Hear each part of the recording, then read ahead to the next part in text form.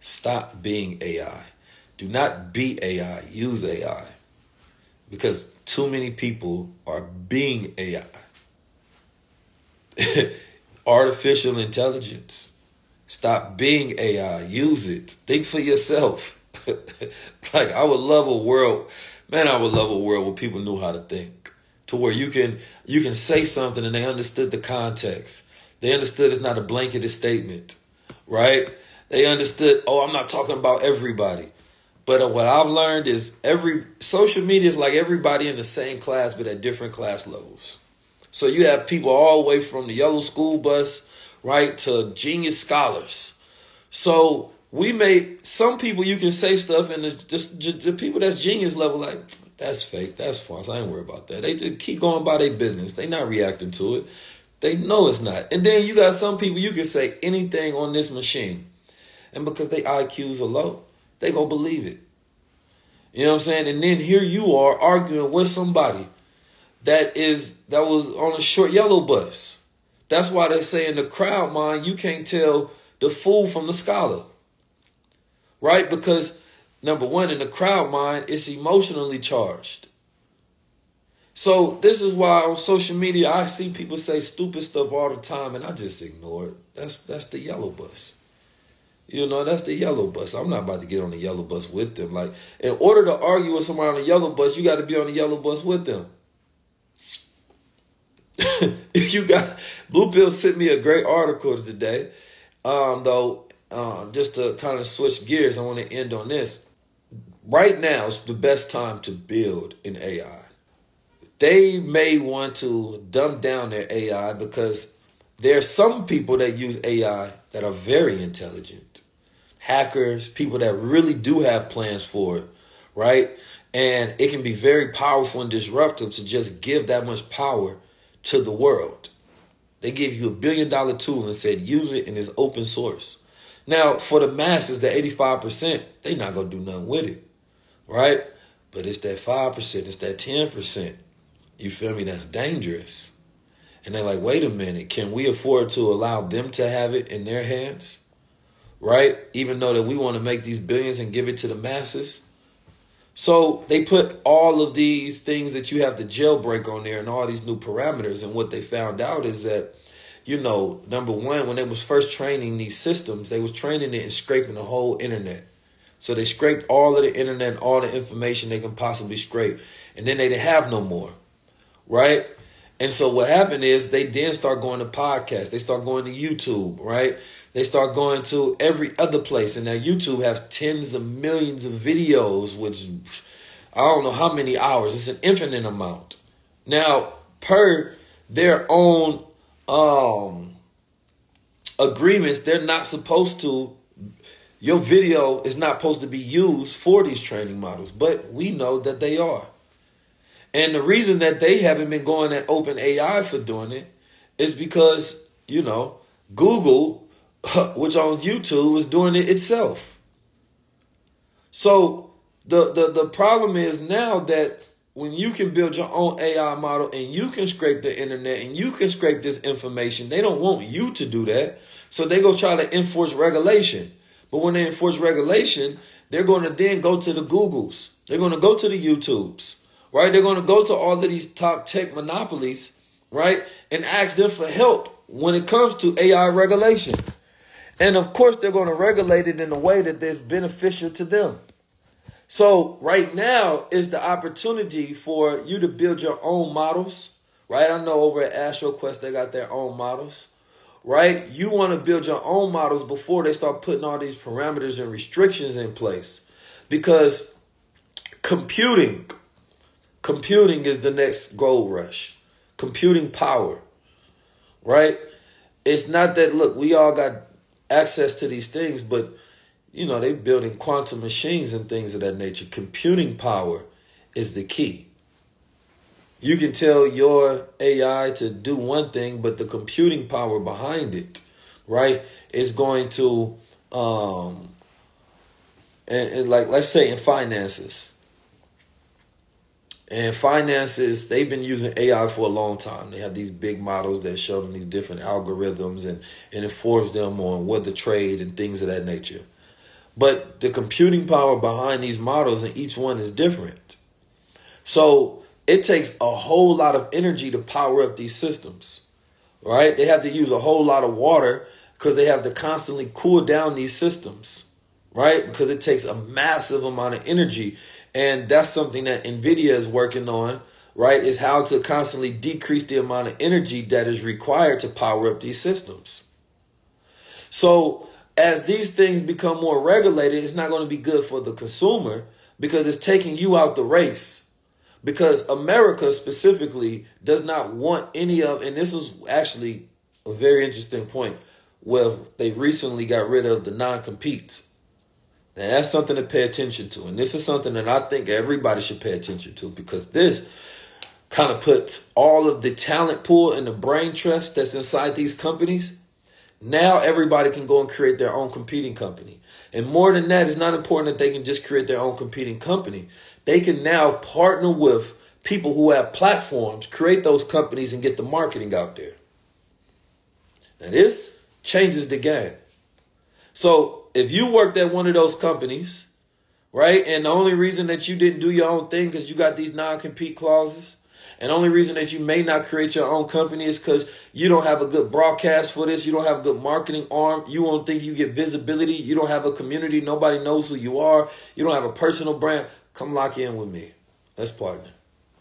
Because they've been able to win by ciphering the brain trust of the world, right? And only them being able to pay them these $200,000, $300,000, $1 million salaries. So therefore, you can't get anything built because you can't get the good and the most brightest and smartest people to build it for you. So I believe that one of the things that could happen right now is that all of these people that worked at these companies that was like, damn, I can't build anything because I signed this contract, is now a free-for-all. And the best thing that they need to do is partner with people that have communities, that have been building up platforms so that America can go back to a place of, well, I don't know if it ever truly been, but this idea, a place of competition. It's supposed to be a free market, right? So these companies have no competition because anytime a citizen innovates something, invents something, they swallow up the company by buying it. They don't mind spending tens of millions of dollars or $1 billion to buy it because their goal is to monopolize, to be the only one in the game. So I studied this when you go back 100 years during, what was it, I want to say it was 1919, I believe, when, hopefully I got that year right, somewhere between, I think it may be 1901, when they created the antitrust law, right? Because they were trying to stop J.P. Morgan and some of the other people from buying up the railroad at the time and monopolizing it. And so when I look at history to inform me, because it's the three sights. You got insight, you got foresight, and you got hindsight.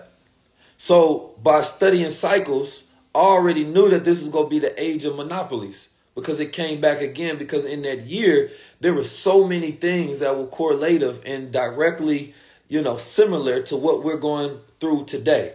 It's just one big loop. So I said monopolies is the way, which is why I have focused on collaboration. I said if we can collaborate this collective power to where each person is a tentacle on the arm of this machine, then possibly we can compete. And I remember doing my breakdown, doing my MAD breakdown, mobilization, automation, digitization, right?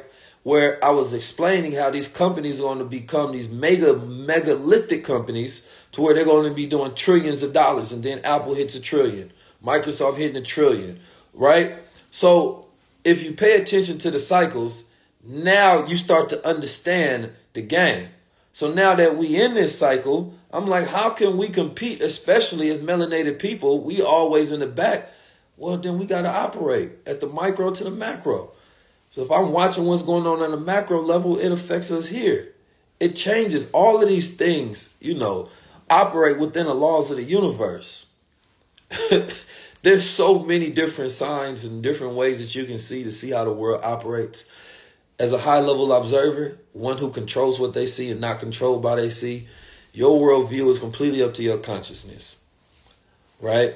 So during this time and age, yes, we have to do the thing that we've never done, right? At least in this particular century.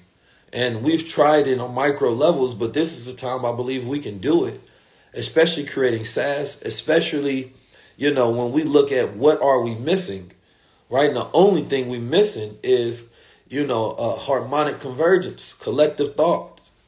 That's it. So, and it doesn't take everybody, because everybody ain't the tribe. People be like, can you unite all black people? No, you don't need to. There's no all people united. The leaders unite. The shepherds unite. Then the sheep will follow.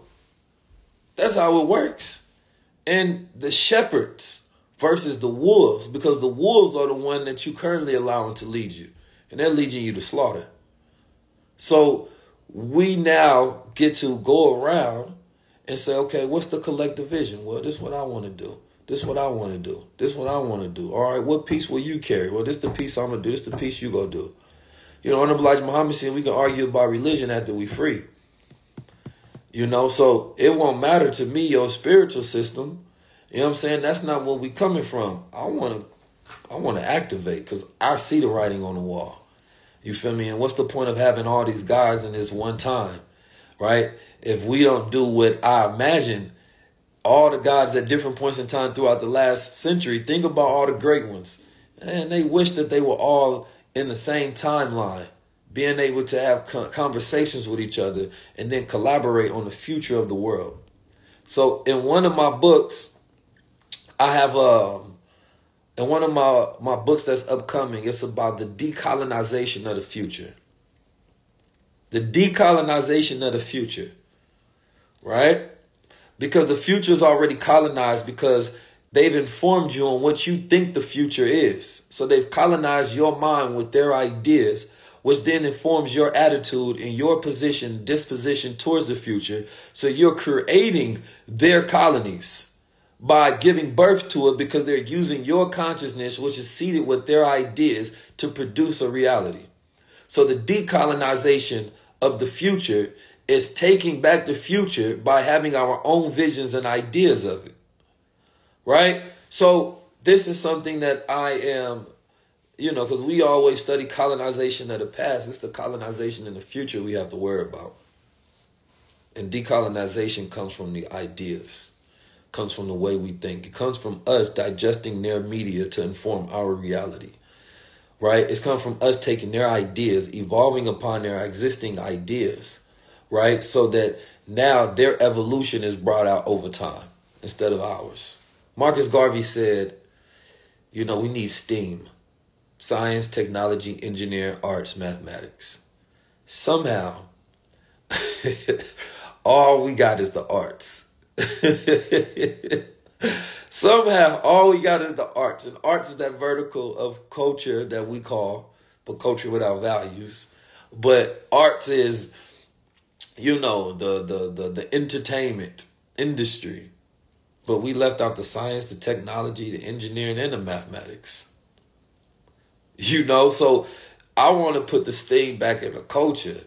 Like, we talk about financial literacy, but that won't get us nowhere if we can't build our own world. Only reason we fighting so much is because we all first generation curse breakers. That's it. And we're trying to get over. Y'all be asking me why these people. They all first generation. I can see it on their face. They first generation. That's it. They going through some stuff. You know what I'm saying? And we still have these maturing phases that we have to go through. So I'm patient with my people. I'm patient with people. I understand it. I take myself out of it. Like, you may be looking at 19 keys because you're looking at my avatar and the position and what I represent symbolically in your mind as this archetype, right? Whatever it may be to your story. But it's not personal to me because you don't know me. You don't know. I'm sitting at home studying and you got a problem with me because I pop up on your screen. No. It's what I represent and how you're reflecting that based on your own story. And until you get over your traumas and you can't see the world in a different viewpoint, that I understand. Right? So me, I'm empathetic towards those things. Right? But I'm more compassionate about changing that, decolonizing the future so that we can actually have a world where we look around and we breathe in, right? And we happy to be alive because we're not fighting for a world to change. We're fighting to keep the world that is. Peace to the family, peace to the gods.